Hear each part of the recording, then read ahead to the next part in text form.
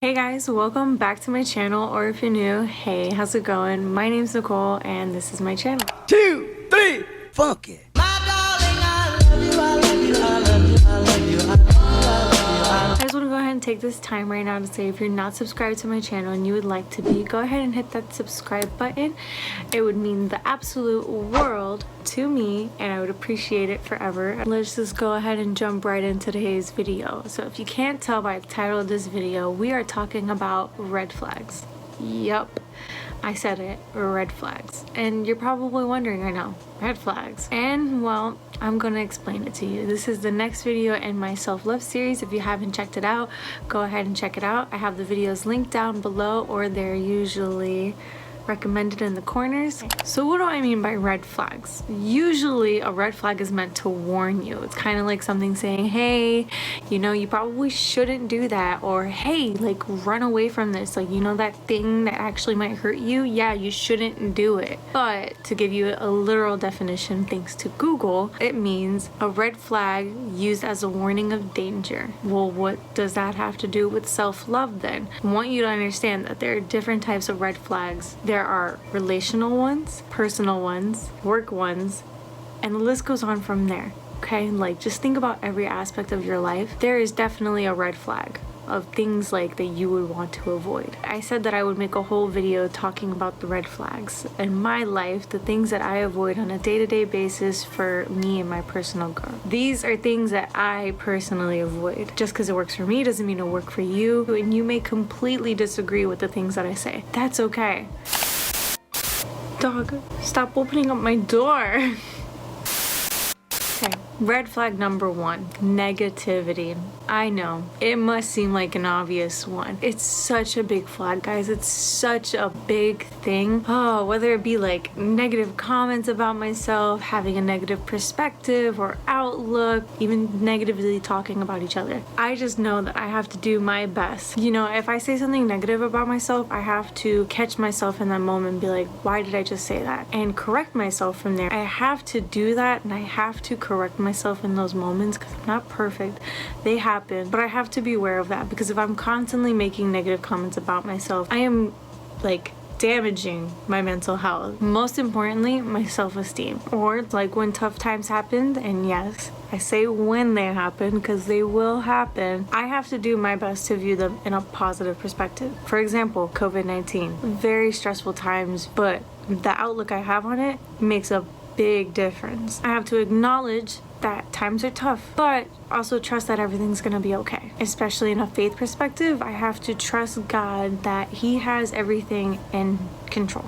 Everything's in His hands and everything's gonna work out for His greater purpose. Now, perspectives goes two different ways. It goes from the type of perspective I have and then being mindful of certain conversations that I'm in. But if I'm constantly submersed in conversations with others who are having such negative perspectives and can't see the light and can't see the positive or can't see the light in a situation, it's going to eventually have an impact on my mind. I have to either, one, I try to help them see the positive in the situations about whatever it may be that they're talking about, or two, I have to be mindful of that and I have to take myself away from the conversation. I have to say like, hey, I can understand that times are tough right now, and like I can understand exactly where you're coming from. I can understand your perspective. I personally think there is positive in the situation, and then just remove myself from the conversation. If all I'm hearing is negative, it's gonna be that much harder for me to have a positive perspective on things around me. And the last thing that I kind of mentioned was like negatively talking about others, and so yes, this means gossiping.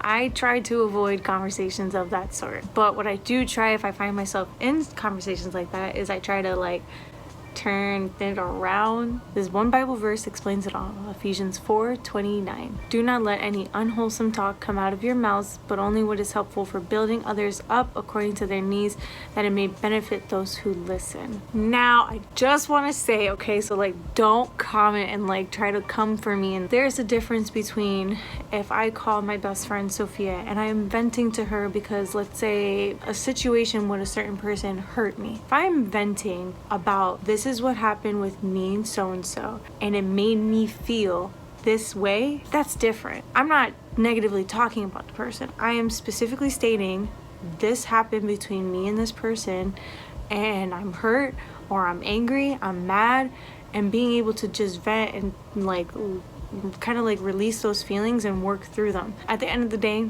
your intentions matter and God knows your heart.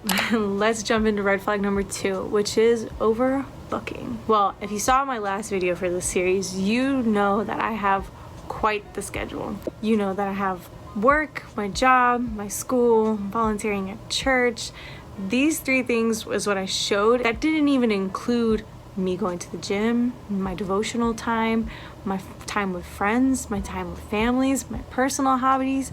I have a very busy schedule. I had to be very mindful of the plans that I make and what I was doing. And so that meant I used my calendar.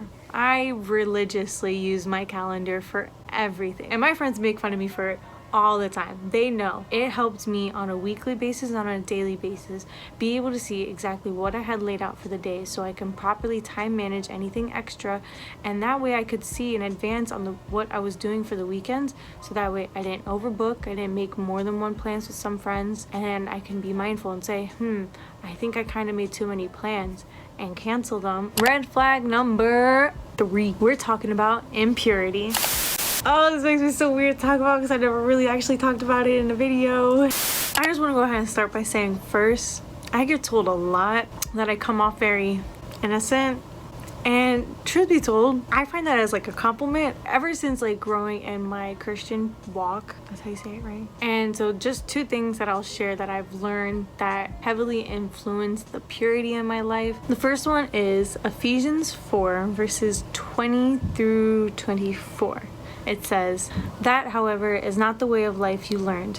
When you heard about Christ and were taught in him in accordance with the truth that is in Jesus, you were taught with regard to your former way of life, to put off your old self, which is being corrupted by its deceitful desires, to be made new in the attitude of your minds, and to put on the new self, created to be like God, in true righteousness and holiness." And then the second one is Colossians 3:5. "Put to death, therefore, whatever belongs to your earthly nature, sexual immorality, impurity, lust, evil desires, and greed, which is idolatry." These 2 just really show me how important my purity is. I say a big thank you to all those who think I come off too innocent. Now, I will say I'm not perfect, okay? I don't want to sit here and pretend like I've been like this great person all my life. No, but I want to go ahead and share. It's one of my favorite things that I usually hear in my Bible study group. I have it written down, so if you see me looking down as I read it, it's because I have it written down, okay? It's like I'm aiming for a target. I won't always make the mark, but I'm trying